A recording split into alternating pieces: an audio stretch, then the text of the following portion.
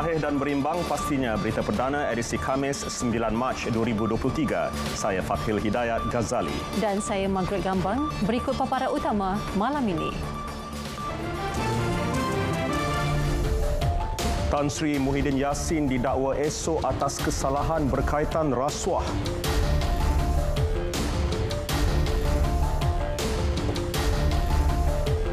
Kerajaan akan menoktahkan kemiskinan tegar tahun ini.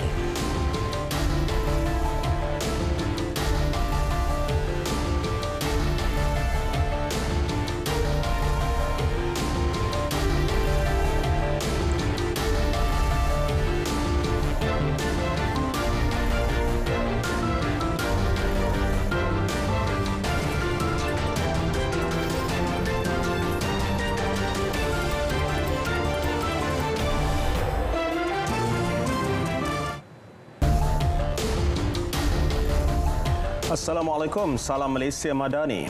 Bekas Perdana Menteri Tan Sri Muhyiddin Yassin akan didakwa di Mahkamah Kuala Lumpur esok.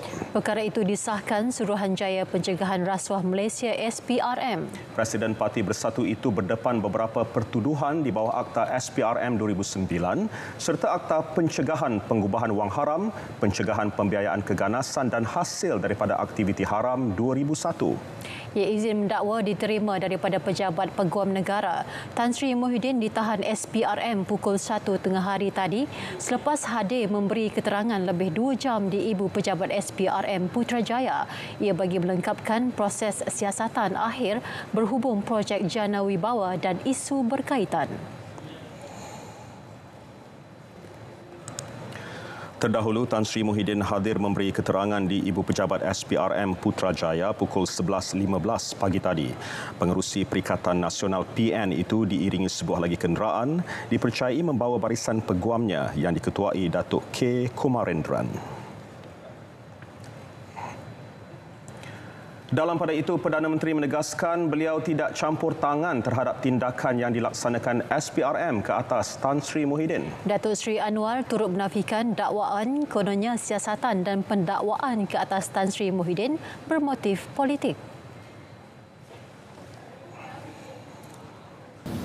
Belum tahu apa keputusan, setakat ini hanya dipanggil.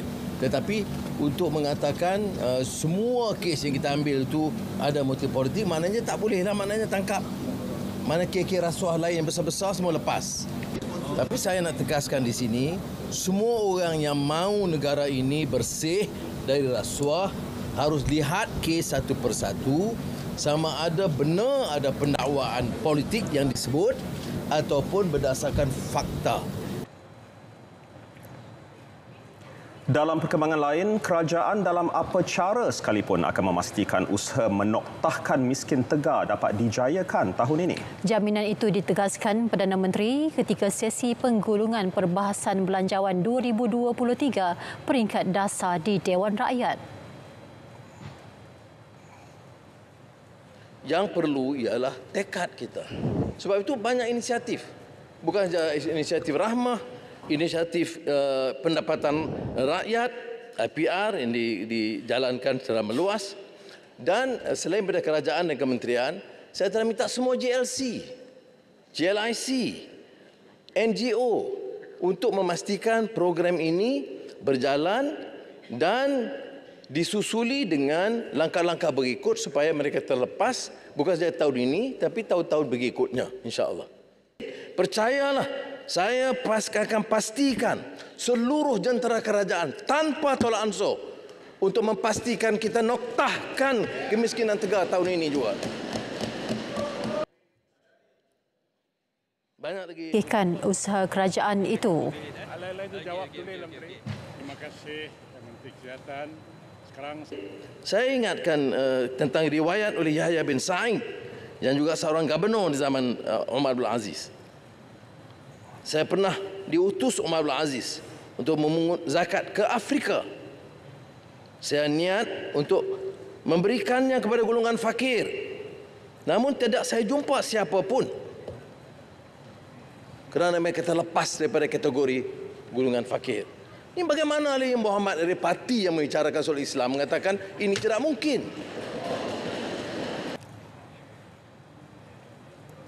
Estet padi berskala besar di Sabah dan Sarawak akan dibangunkan dalam usaha menjamin keselamatan makanan negara selain membawa golongan petani keluar daripada status miskin tegar. Pelaksanaannya menerusi Felkra Berhad sudah mendapat persetujuan dasar oleh kerajaan negeri terlibat.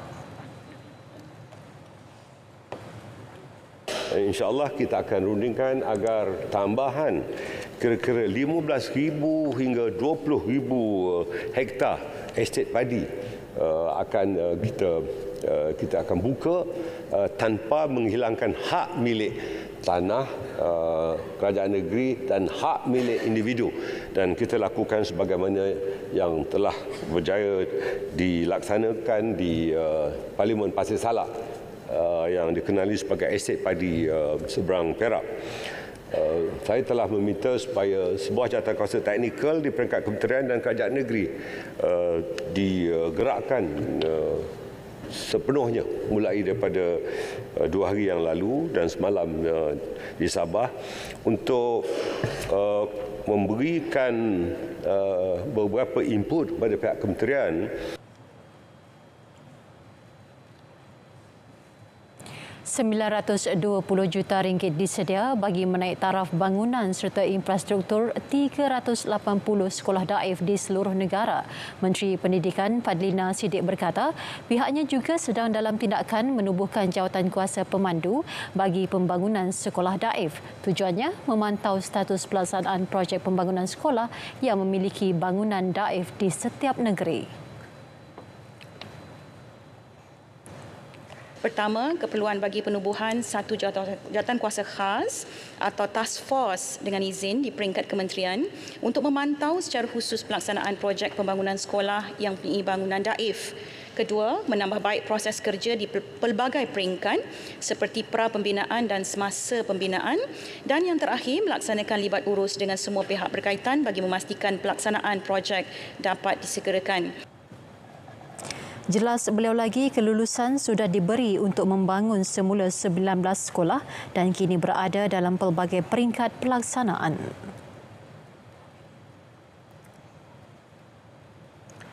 Susulan kejadian tanah runtuh di jalan utama Felda Selancar dan Perwira Jaya Rompin 1 Mac lalu, kerajaan membina segera jambatan Bailey sepanjang 42.6 meter. Pembinaan jambatan oleh Jabatan Kerja Raya dan Angkatan Tentera itu membolehkan penduduk meneruskan urusan harian seperti biasa. Rata-rata penduduk yang ditemui bersyukur dan berterima kasih atas keprihatinan kerajaan. Nur Khairul Bariah Omar ada perinciannya.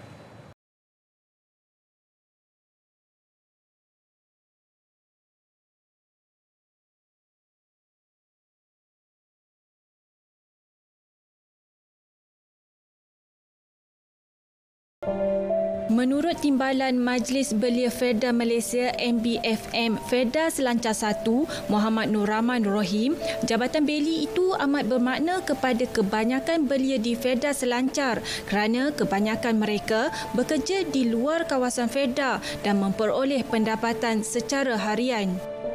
First yang daripada anak-anak muda daripada sini, Saja 1 dengan Saja Azam, dia orang kebanyakannya bekerja di kilang-kilang yang berdekatan lah. Macam MPOB, Risda, Pukin. So, dia orang dekat dengan jazan ni. Bila jazan terputus, dia orang kesukaran untuk bekerja. Kalau macam MPOB kan, dia orang kerja gaji hari. Bila tak kerja, tak ada gaji. Kan? So, tu lah kesusahan antara kesusahan. Kebanyakan penduduk di gugusan Felda Selancar terdiri warga emas yang memerlukan rawatan di hospital. Jambatan Bailey amat diperlukan bagi memudahkan penduduk ke hospital terdekat di Muazzam Shah dan Segamat, Johor. Terdapat golongan pelokal kita ini adalah warga emas dan kebanyakannya banyak pesakit buah pinggang. Jadi mana keperluan dialisis. Jadi ada yang buat dialisis di Segamat, ada yang di Muazzam. Mana jalan inilah yang kita, jalan utama inilah yang kita gunakan. Itulah manfaat besar bila kita terbina jabatan ni dan jalan ni pun dibaiki. Jadi rawatan untuk pergi rawatan itu mudahlah pada pesakit kita. Penduduk juga dapat menjimatkan masa perjalanan untuk mendapatkan barangan keperluan asas dan makanan. Mereka tidak perlu melalui Freda Redung di Segamat yang mengambil masa 2 jam untuk ke Muazzam Shah. Terutamanya dari segi keperluan asas, makanan dan juga untuk mendapatkan rawatan kesihatan daripada hospital amat mudah dengan wujudnya jabatan yang ada ni. Walaupun jabatan ini mungkin bersifat sementara, tapi dari segi kemudahannya memang amat memudahkanlah perjalanan mereka-mereka yang memerlukan perawatan dan juga untuk mendapatkan bekalan makanan. Walaupun di dalamnya ada kedai-kedai yang bekalkan dari segi bekal makanan lah. Namun perbelanjaan selalunya penduduk-penduduk sini buat belanja di Segamat dan juga di Muazzam lah.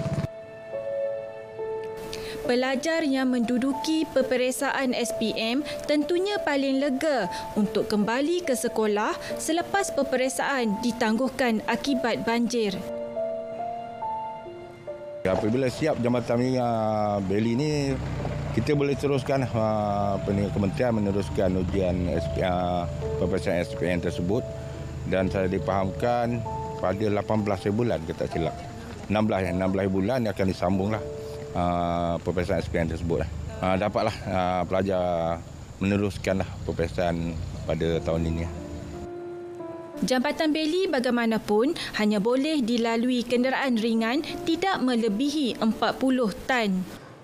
Justeru Yang di-Pertuan Agong Al-Sultan Abdullah Riyatuddin Al-Mustafa Billah Shah menitahkan agar kajian dibuat bagi membina jalan baharu menggantikan jambatan sementara itu. Laporan Nur Khairul Bareh Omar, RTM. RM2 juta diperuntukkan Jabatan Perdana Menteri Hal Ehwal Agama bagi membantu negeri-negeri terjejas banjir baru-baru ini. Bantuan disalurkan menerusi skuad Musaadah Madani itu berupa barangan keperluan asas termasuk makanan kering, beras, selimut dan kit solat. 15 kenderaan digerakkan menerusi misi bantuan berkenaan. Selain 2 buah bas dari Majlis Perundingan Pertubuhan Islam Malaysia MAPIM bagi menyediakan kemudahan klinik dan dapur bergerak.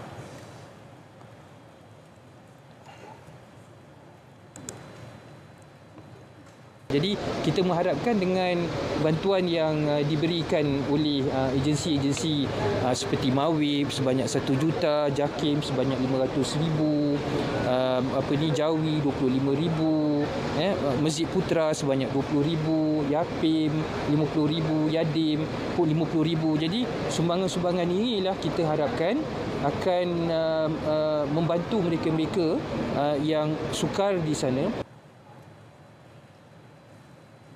Setakat pukul 7 malam tadi, penduduk terjejas di 4 negeri berjumlah 46,570 orang, sama seperti yang dicatat 4 petang tadi. Data Pusat Kawalan Operasi Pusat Angkatan Pertahanan Awam Malaysia turut menunjukkan 194 PPS dibuka. Berikut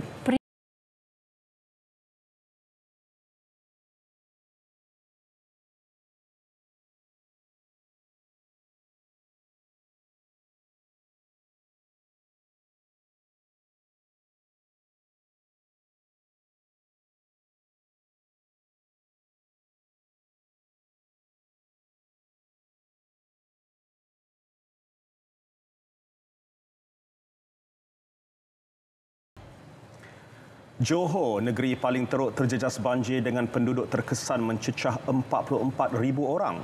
36,157 daripadanya ialah penduduk Batu Pahat. Bagi menyelaras bantuan untuk mereka, sistem kad pendaftaran banjir akan diperkenal. Untuk perinciannya, kita terus saja bersama Nur Azizah Draman. Silakan. Baik, terima kasih penyampai di studio. Assalamualaikum dan salam Malaysia Madani.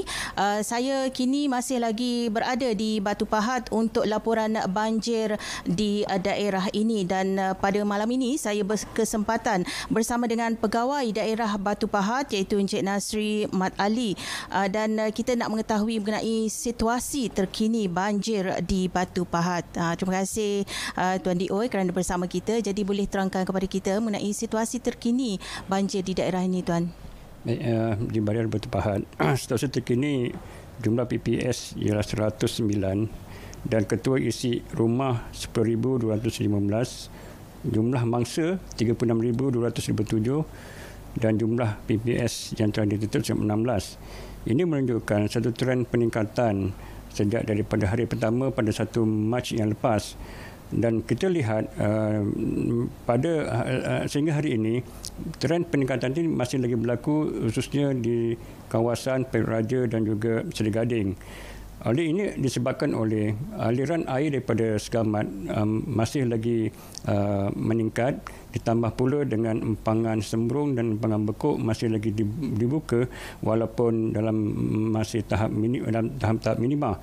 Dan pada masa yang sama, Jabatan Pengadaan Aliran telah memaklumkan sehingga pada hari Ahad ini akan berlaku pasang surut yang tinggi. Boleh Tuan nyatakan sedikit mengenai sistem pendaftaran yang bakal diperkenalkan nanti? Ya. Pada peringkat awal di Batu Pahat ni, kami menghadapi masalah yang kritikal, terutama di kawasan Bandar dan Parit Sulong, di mana pada waktu itu hari pertama sehingga hari kelima itu berlaku penyelamatan penduduk ke PPS yang tertentu, dan pada masa sama PPS yang ada pada kita tu yang telah didaftarkan dinaiki air. Jadi menyebabkan bila berlaku pemindahan ke PPS yang lain pula, kita ada masalah pula dari segi pendaftaran itu. Dan kita pun tak kenal siapa mereka daripada mana. Jadi itu adalah kita masalah kritikal itu nak menguruskan penyelamatan, urusan daftar. Jadi bila berlaku PPS yang tutup ini, dia memberi kesan sebenarnya pada staf-staf kita yang untuk pendaftaran.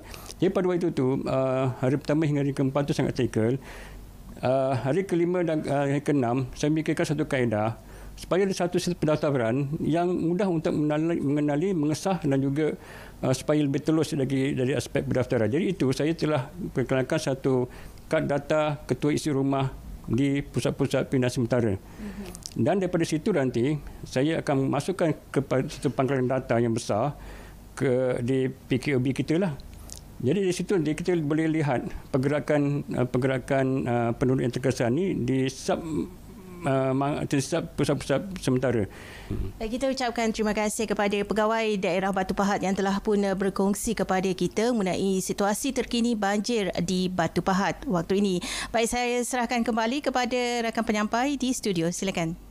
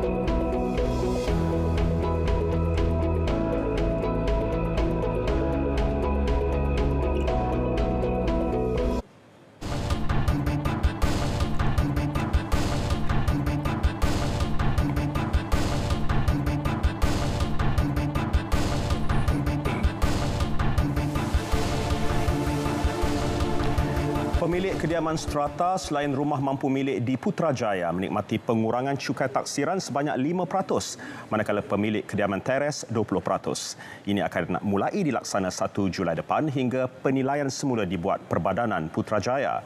Pengurangan cukai taksiran fasa 2 di wilayah itu diumumkan Perdana Menteri khusus untuk kediaman siap dibina selepas tahun 2017.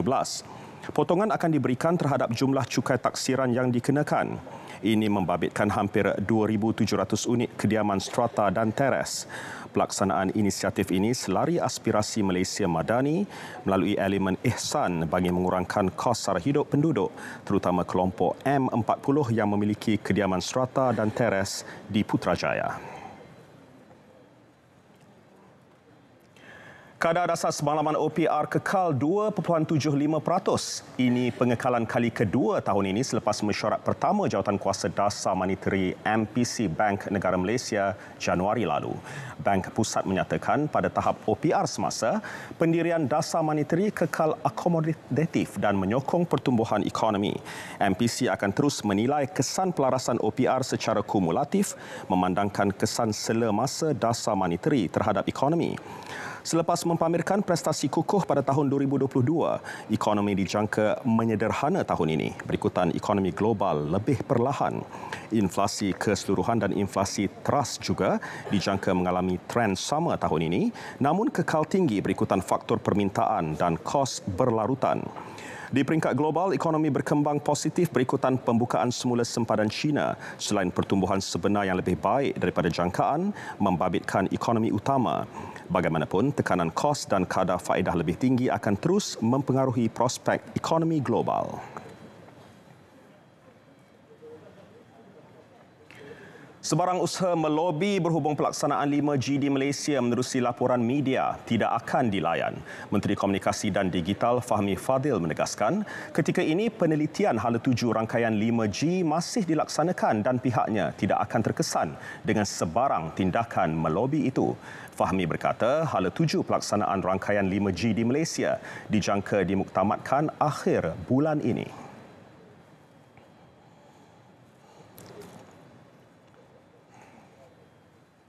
Masih ada beberapa perkara yang perlu diperhalusi, diperinci, ditelusuri, diteliti sebelum keputusan mengenai hala tuju pelaksanaan 5G dapat dicapai.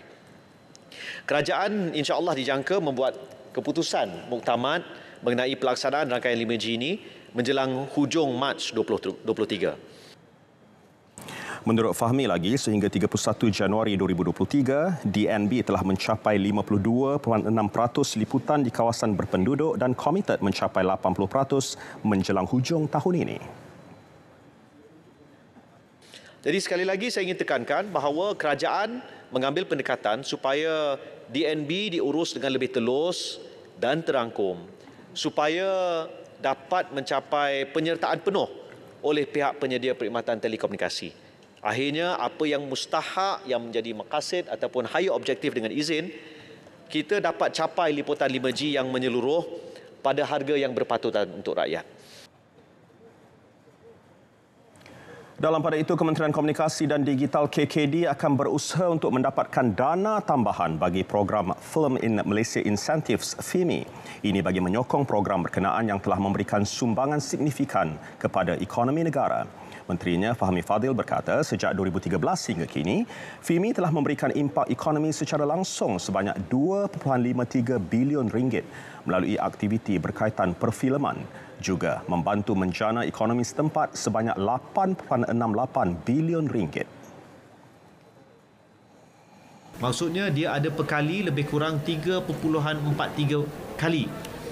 Ya, ataupun 343%. Ya, itu adalah satu perkali yang agak sihat untuk setiap RM1 yang dimasukkan oleh produksi, maka nilai tambahan kepada ekonomi setempat seperti pelancongan, perhotelan, pengangkutan, perkhidmatan, makanan, perkhidmatan perundangan dan lain-lain faedah itu adalah RM3.43. FIMI dikendalikan Finas menawarkan 30% rebat tunai kepada produk filem dan televisyen dalam dan luar negara yang menjalankan penggambaran di Malaysia. Tambahan maksimum 5% rebat turut diberikan jika produksi berkenaan turut memaparkan elemen seni dan kebudayaan. Anda mahu berbayar internet mudah alih pada harga yang murah? Satu lagi inisiatif kerajaan perpaduan di bawah KKD untuk golongan B40, penjimatan 22% dengan harga RM69 sebulan, berkelajuan 30 Mbps bersama data tanpa had. Pakej perpaduan internet semuanya ada untuk anda bermula Mac 2023. Pakej perpaduan internet untuk semua.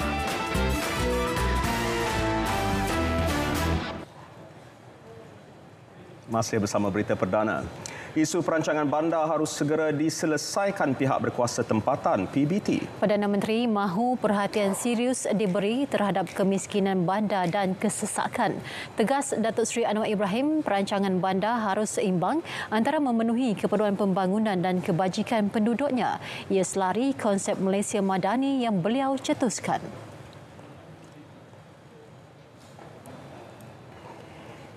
Kita bangunkan bangunan yang sergam indah, projek-projek mega, kerana itu perlu untuk membangunkan. Tetapi kita lupa bahawa yang bekerja itu juga memerlukan perumahan. Jadi perumahan ketinggalan.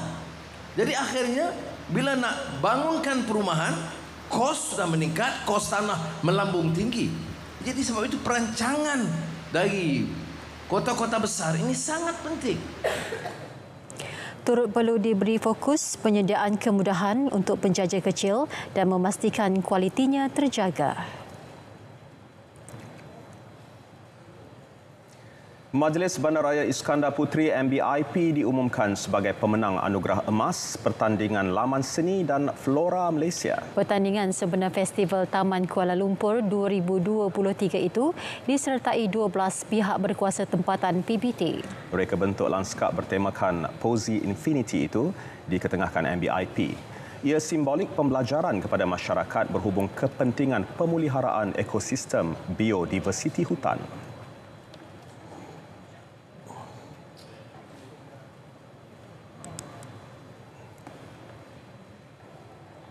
MBIP kita menerapkan SDG ini dari segi low carbon, dan kita selain kita menggalakkan organisasi kita melaksanakan SDG ini, di peringkat komuniti juga kita menggalakkan mereka untuk melaksanakan pelaksanaan SDG low carbon ini. Anugerah perak milik Majlis Bandaraya Johor Bahru. Reka bentuk lamanya diinspirasikan daripada konsep Malaysia Madani yang menekankan elemen kemampanan.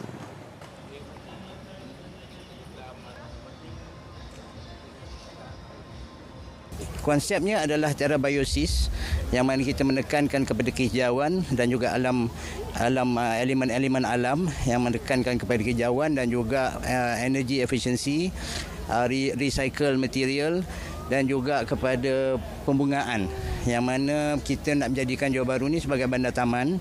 Dan seperti mana yang PM sebut tadi, konsep Madani adalah persekitaran yang mampan, yang bukan saja cantik di luaran tapi dalaman, dan kita terjemahkan dalam bentuk taman-taman yang berada di dalam Johor Bahru. Sementara itu, keunikan reka bentuk laman bertemakan Memoirs of Shah Alam berjaya mengangkat Majlis Bandaraya Shah Alam sebagai pemenang anugerah gangsa.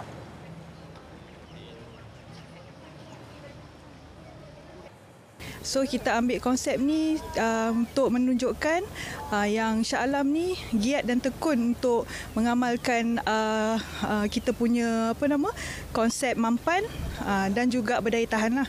So konsep mampan ni kita terjemahkan ke atas material yang kita bawa lah. Material yang kita guna adalah bahan-bahan terbuang, iaitu daripada pipe PVC, besi terbuang. Lepas tu kita ambil kayu-kayu potong yang kita dapat hasil daripada pangkasan punya ni lah, sisa kan.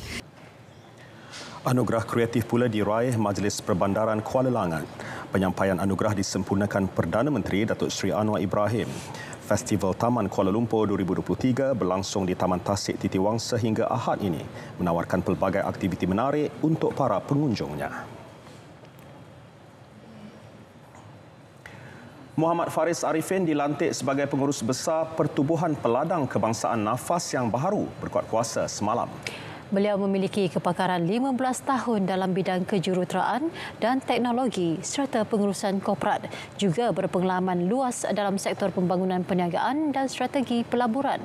Muhammad Faris pernah berkhidmat dengan Petronas, Halliburton dan Schlumberger.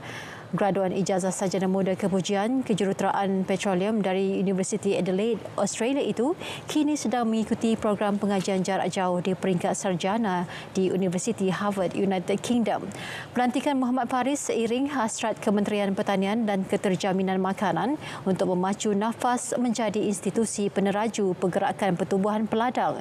Pada masa sama meningkatkan kecemerlangan pertubuhan itu selain memertabat petani dan peladang di negara ini, juga memangkin usaha pemodenan rantaian bekalan industri agromakanan dan menarik minat belia menceburi bidang pertanian melalui aplikasi teknologi digital.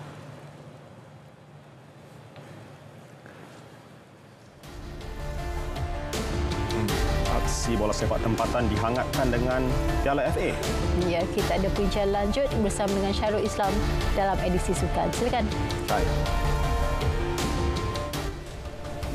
Kehangatan saingan Piala FA bermula. Mbappe terus kempunan gelaran Liga Juara-Juara.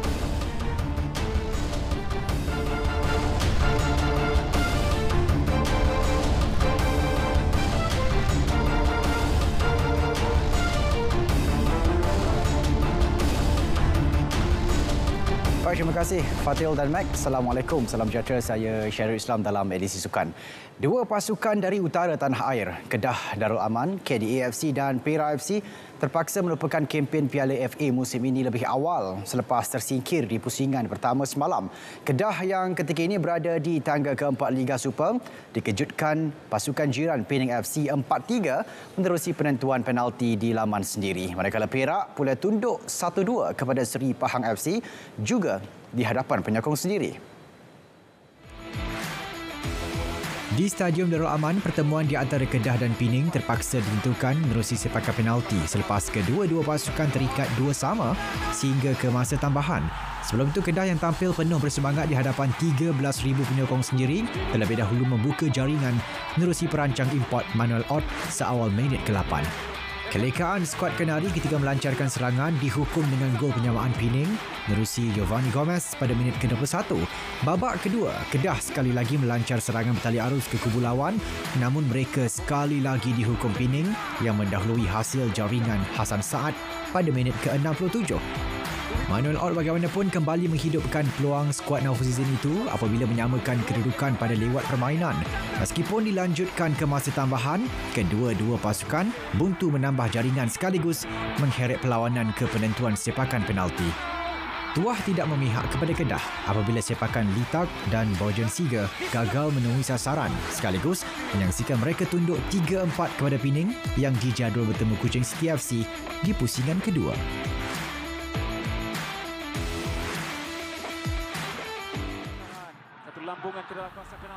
Meskipun tersingkir awal dalam kempen Piala FA musim ini, Ketua Jurulatih KDA FC, Muhammad Naufuzzin tetap berbangga dengan prestasi keseluruhan yang dipamerkan anak buahnya. Mengakui corak permainan mereka banyak meningkat berbanding sebelum ini, Naufuzzin menjelaskan nasib tidak menyebelahi Kedah pada pertemuan itu meskipun banyak peluang jaringan dapat dicipta. Perasaan happy dan juga kecewa lah. Okay. First, kecewa sebab kita tidak layak ke seterusnya, dan saya happy dari segi performance player sebab bagi saya dalam setakat 4 game, kira malam ni lah game yang betul-betul saya inginkan, apa yang saya ingin melihat, apa yang saya nak tengok lah, apa yang perlu kita persembahkan. Saya rasa malam ni overall semua player deliver satu tugas yang baik lah, dan kita tengok dari game ni saya rasa ialah bola sepak and the end kita dah cuba terbaik, effort player walaupun ketinggalan kita dah bagi semua, tapi mungkin rezeki tidak membelahi kita. Naufuzzin turut memohon maaf kepada penyokong setia skuad Kenari kerana gagal membawa pasukan itu meneruskan cabaran dalam saingan Piala FA.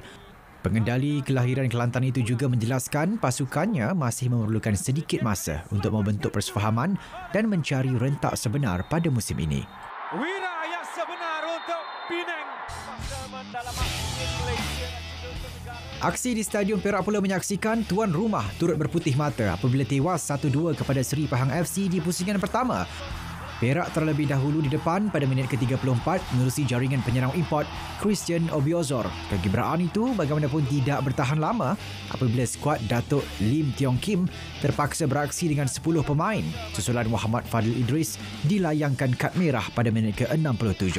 Peluang itu dimanfaatkan Seri Pahang untuk jaringan penyamaan pada minit ke-82 oleh Abdul Malik Man Arif sebelum menjamin kemenangan menerusi jaringan penalti Stefano Brundo pada masa kecederaan.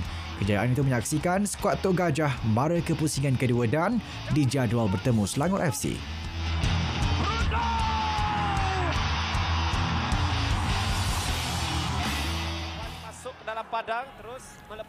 Bagi Datuk Lim Tiong Kim, masih ada ruang yang perlu diperbaiki oleh para pemainnya ekoran kekalahan tersebut. Meskipun kecewa kerana gagal menggunakan kelebihan di laman sendiri, Datuk Tiong Kim tetap memuji semangat juang anak buahnya ketika beraksi dengan 10 pemain.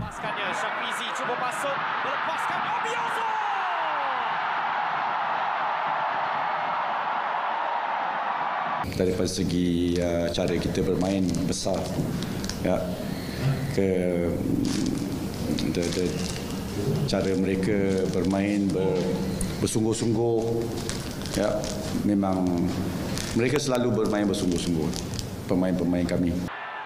Pengendali Seri Pahang, Fandi Ahmad pula menyatakan kelegaan selepas jaringan minit akhir perlawanan Brundo memastikan mereka layak ke pusingan kedua.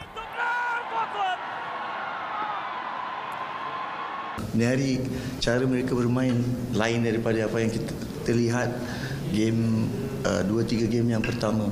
So saya tengok nampak improvement dari mereka dan tahniah untuk goalkeeper mereka, save banyak peluang kita. Tu jadi kita tapi tidak putus asa.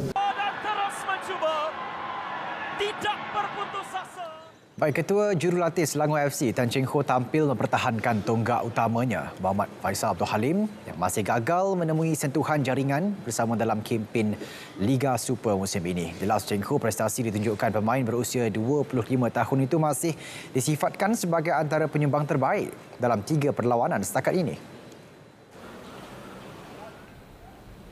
Menurut Cheng Ho, ketika ini Faisal sedang dalam proses menyesuaikan diri bersama skuad Selangor selepas menyertainya dari Terengganu FC hujung musim lalu. Walaupun tidak menjaringkan gol, beliau menyifatkan sumbangan pemain tersebut amat penting buat The Red Giants berdasarkan kualiti yang dimilikinya. Selepas 3 perlawanan, Faisal yang lebih dikenali sebagai Mickey telah mencipta 3 bantuan gol. Bersama Terengganu musim lalu, dia mengumpul 6 gol dalam saingan Liga Super, 3 gol Piala FA dan 2 gol Piala Malaysia. Di pentas antarabangsa pula, pemain sayap lincah ini telah menjaringkan 9 gol bersama skuad Harimau Melaya dalam semua pertandingan tahun lepas.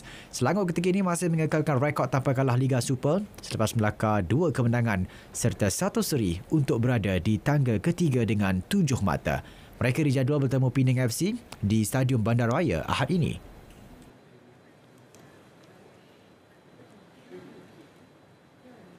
Saudara, telah masuk waktu solat fardu isyak bagi Kuala Lumpur dan kawasan-kawasan yang sama waktu dengannya. Selamat menunaikan solat fardu isyak. Baik, ini perkembangan seterusnya. Menerapkan konsep latihan seiring dengan sains sukar menjadi fokus utama jurulatih skuad rugby 7 sebelah kebangsaan Ahmad Fazli Ahmad Idris sebagai persiapan Kesukan Asia 2023 September ini. Ia melibatkan kerjasama antara Akademi Rugby Malaysia, Universiti Teknologi Mara UiTM dan Universiti Pendidikan Sultan Idris UPSI sebagai hub rugby Malaysia bagi membantu meningkatkan prestasi atlet. Fazli yang dilantik 1 Mac lalu menggantikan Saizul Hafifi Mat Noor telah memanggil 35 pemain dengan 28 daripadanya telah hadir dalam sesi pemilihan selama 9 hari. Manakala senarai akhir 18 pemain akan diumumkan Selasa depan. Kali ini kombinasi yang saya integratedkan untuk pasukan kebangsaan adalah kombinasi bawah 20 yang pergi ke Uzbekistan itu, player senior yang daripada Commonwealth dan pemain daripada yang saya tengok selection daripada Sukma, ya, pemenang pingat emas dan pingat perak Sukma, dan saya adaptasikan dalam pemilihan kali ini supaya kita gunakan player lama dan player baru. Kesatuan Rugby Malaysia KRM sebelum ini meletakkan sasaran pingat gangsa di Sukan Asia 2023 yang dijadual berlangsung mulai 23 September di Hangzhou, China. Penganjuran acara berbasikal OCBC Cycle Malaysia edisi 2023 berjaya menerima sambutan positif dengan penyertaan 2,500 peserta daripada 21 buah negara. Pengerusi OCBC Cycle Kuala Lumpur, Datuk Naim Mohamed berkata jumlah yang diterima itu turut mencatat rekod penyertaan paling ramai sejak 2015.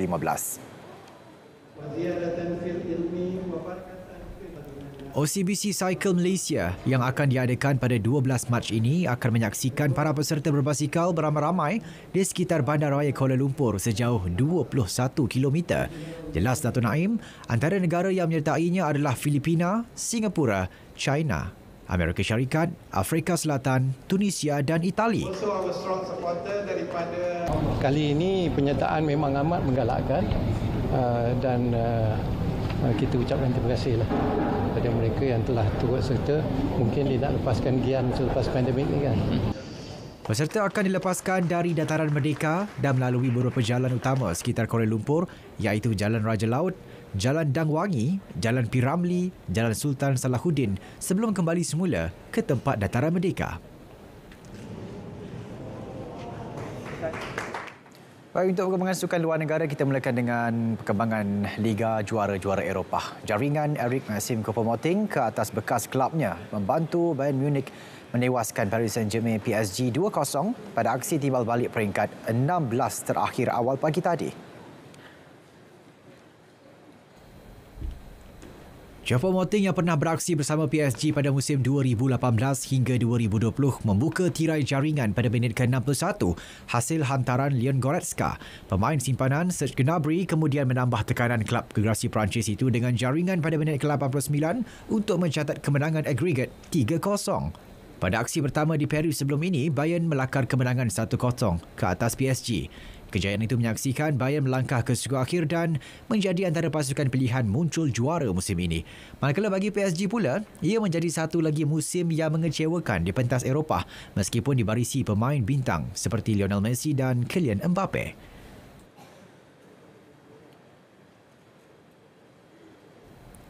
Satu lagi perlawanan menyaksikan AC Milan menyekat hajat Tottenham Hotspur untuk mara kepusingan kalah mati dengan kemenangan agregat 1-0. Turun dengan bekalan 1 gol hasil kemenangan pertama di Milan, kelab Itali itu berjaya mengikat Spurs tanpa jaringan pada aksi kedua di London. Ini kali pertama Milan mara ke skor akhir sejak kali terakhir melakukannya pada 2012.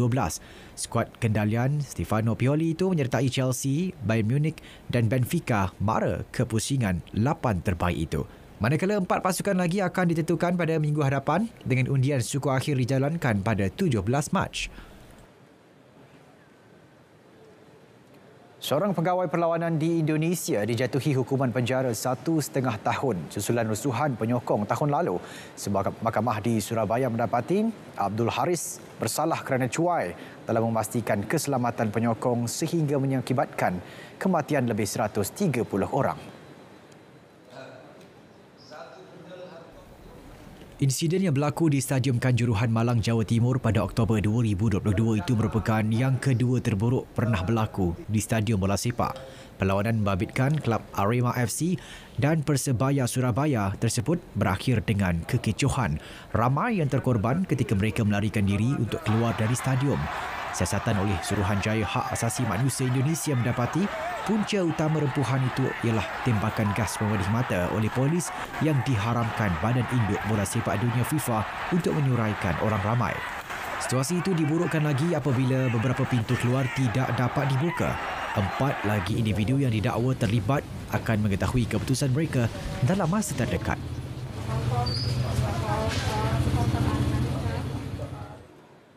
Dan ini perkembangan kejohanan tenis Masters Indian Wells. Pemain Amerika Syarikat Brandon Nakashima mara ke pusingan kedua selepas menyingkirkan rakan senegara John Isner dengan straight sets. Nakashima bagaimanapun tidak diberi laluan mudah oleh Isner di set pertama apabila diheret ke tiebreak sebelum menang 7-6. Namun set kedua menyaksikan pemain berusia 21 tahun itu tampil dengan aksi lebih kemas untuk menang mudah 6-3. Nakashima akan mendepan tugas berat di pusingan kedua apabila dijadual bertemu pilihan kelima kejohanan Daniil Medvedev yang baru menjorai kejohanan jelajah ketiganya musim ini di Dubai Sabtu lalu.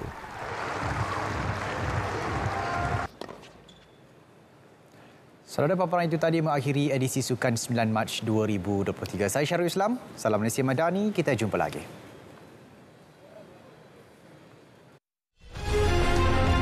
Rangkuman perlawanan-perlawanan mingguan Liga Malaysia. Kupasan isu-isu terkini dan perkembangan aktiviti bola sepak tempatan.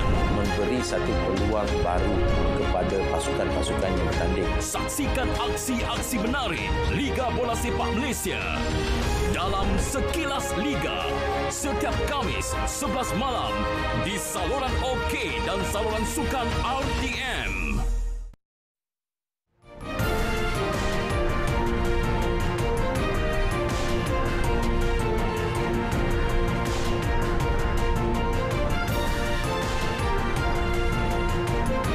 Rakyat Greece turun ke jalanan desak kerajaan baiki sistem perkhidmatan kereta api negara itu.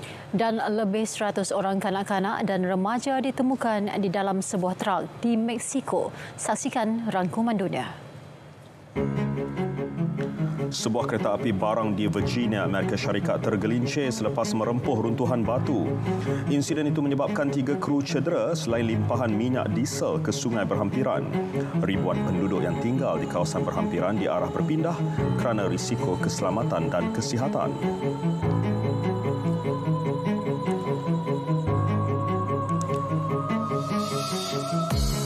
Lebih 100 kanak-kanak dan remaja pendatang asing tanpa izin parti dibawa pulang ke Guatemala selepas ditemukan di dalam sebuah truk di Veracruz, Mexico. Sebuah truk 2 tingkat dengan kelengkapan sistem pengudaraan dan kipas dijumpai di utara Mexico. Truk tersebut didapati membawa lebih 100 kanak-kanak bawah umur. Puluhan ribu rakyat Greece melakukan mogok susulan nahas kereta api yang mengorbankan 57 nyawa minggu lalu. Insiden tersebut telah mencetuskan kemarahan ramai terhadap sistem perkhidmatan kereta api yang tidak kondusif. Pekerja mendakwa rangkaian kereta api itu kekurangan pelaburan dan kekurangan kaki tangan selama bertahun-tahun. Protes itu adalah yang terbesar dihadapi kerajaan sejak pilihan raya pada 2019.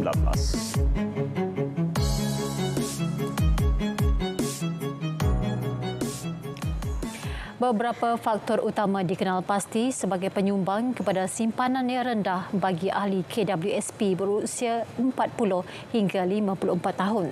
Satu daripadanya, gaji permulaan yang rendah sebelum gaji minimum dikuatkuasa pada tahun 2013. Pengurus dana persaraan itu memaklumkan cabaran struktur gaji juga turut disenaraikan sebagai faktor penyumbang.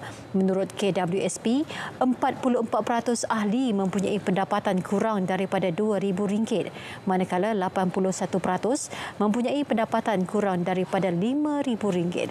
Faktor lain, caruman yang tidak konsisten disebabkan peralihan keluar dan masuk ahli dari sektor formal. 45% daripada 4.81 juta ahli dalam kumpulan umur berkenaan telah membuat caruman pada 2022, manakala selebihnya tidak memberi atau membuat sebarang caruman pada tahun lepas. Selain itu, sebanyak 2.85 juta atau 59% daripada ahli dalam kumpulan umur yang sama telah memohon lebih daripada sekali pengeluaran berkaitan COVID-19.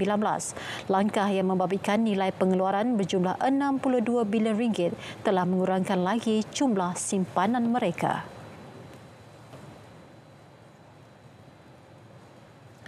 50 bazar Ramadan Rahmah disasarkan di seluruh negara sepanjang Ramadan ini. Timbalan Menteri Perdagangan Dalam Negeri dan Kos Sara Hidup Fuziah Saleh menjelaskan, sesi libat urus sedang dijalankan bersama pihak berkuasa tempatan PBT dan Kementerian Pembangunan Kerajaan Tempatan bagi tujuan itu.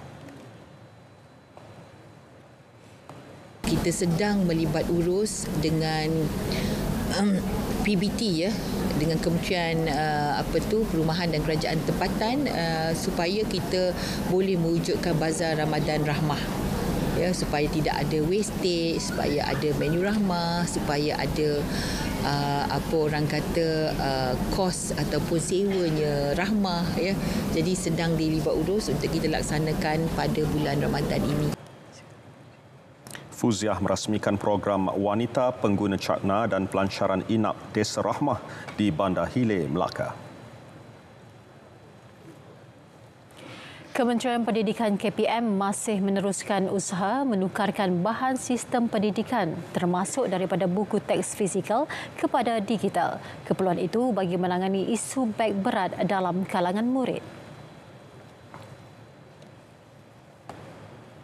Untuk makluman ahli yang berhormat juga, pada masa ini KPM dalam usaha untuk menukarkan bahan sistem pendidikan termasuk buku teks secara fizikal kepada digital dengan mengambil kira pemilikan peranti digital dalam kalangan semua murid dan ketersediaan capaian internet. Ketika ini, KPM telah memuat naik 754 buku teks digital dalam Pelantar Digital Educational Learning Initiative Malaysia D5. Selain menerbitkan buku teks dalam format digital, KPM telah melaksanakan penambahbaikan inisiatif menangani isu beg berat secara holistik bermula tahun lepas. Mengenal pasti langkah penambahbaikan bagi mewujudkan persaingan sihat dalam kalangan pemain industri Korea. Itu fokus sesi libat urus Kementerian Komunikasi dan Digital KKD bersama pemain industri berkenaan dalam tempoh terdekat.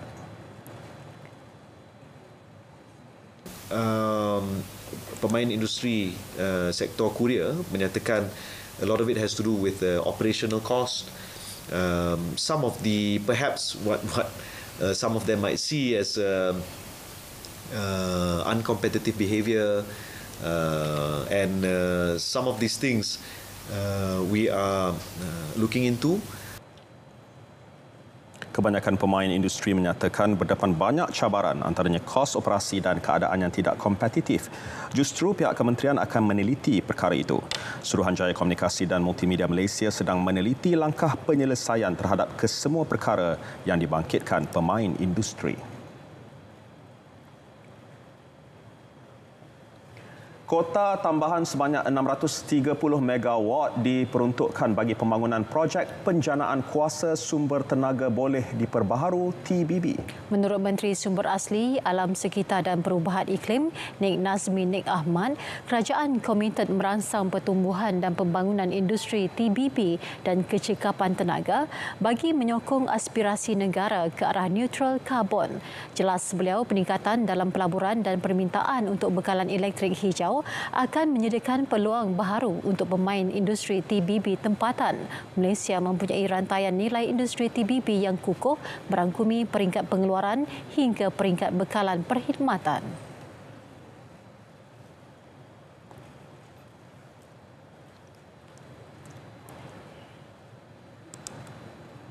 Dan kita juga akan keluarkan kerangka untuk akses pihak ketiga untuk tenaga boleh baharu pada hujung tahun 2023 sebab banyak syarikat-syarikat yang ada komitmen ESG yang berkehendakkan tenaga hijau daripada pemaju-pemaju TBB.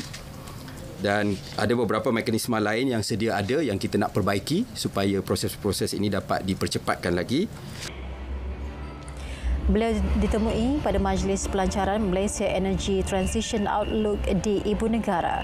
Inisiatif itu mengetengahkan pilihan laluan tenaga rendah karbon bagi tahun 2050 melalui penerokaan potensi sumber penjanaan TBB tempatan yang lebih berdaya harap, mampu milik dan berupaya memenuhi permintaan tenaga lestari negara.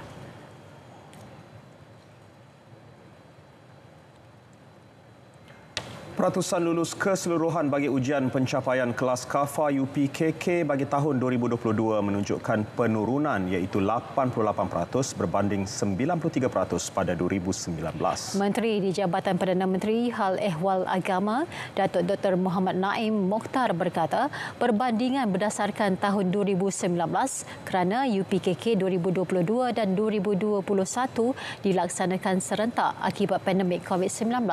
Seramai 19,266 murid berjaya mendapat 8A dengan mata pelajaran amali solat, memperoleh kadar lulus sebanyak 100%. Dalam pada itu, calon tidak hadir menduduki peperiksaan mencatat rekod tertinggi iaitu hampir 9,000 murid daripada sejumlah 244,000 yang mendaftar.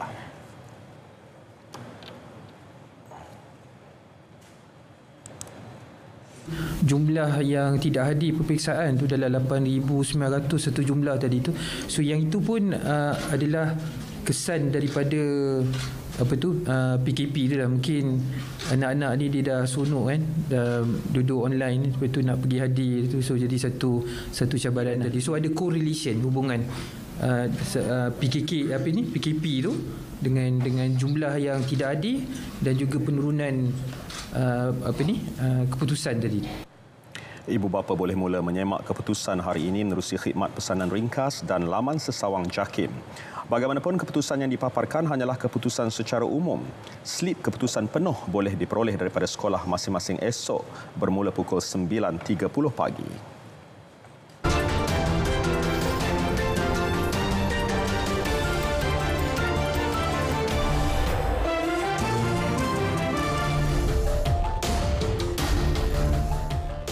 Ini situasi yang agak jarang kita dengar.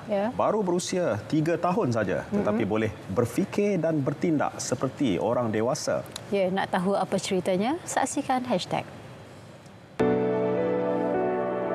Seorang kanak-kanak lelaki berusia 3 tahun menerima pujian ramai selepas video menunjukkan dia menyelamatkan adiknya yang tercekik dikongsi di Twitter.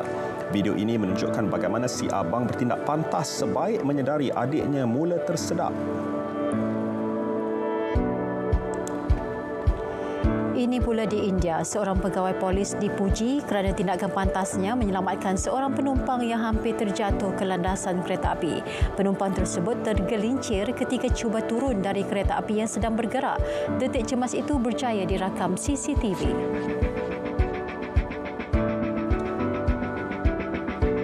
Seorang model memakai baju terbakar pada pertunjukan fashion di Paris.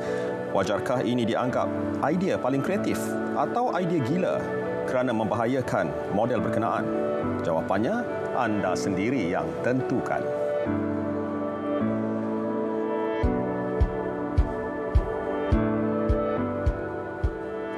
Selalu kita dengar tindakan berani mati. Ini fashion berani mati. Biar saja dia penyampai berita sajalah, tak payah jadi model. Betul. Orang kata kalau nak kreatif pun biarlah berpada-pada. Jangan sampai mengundang maut.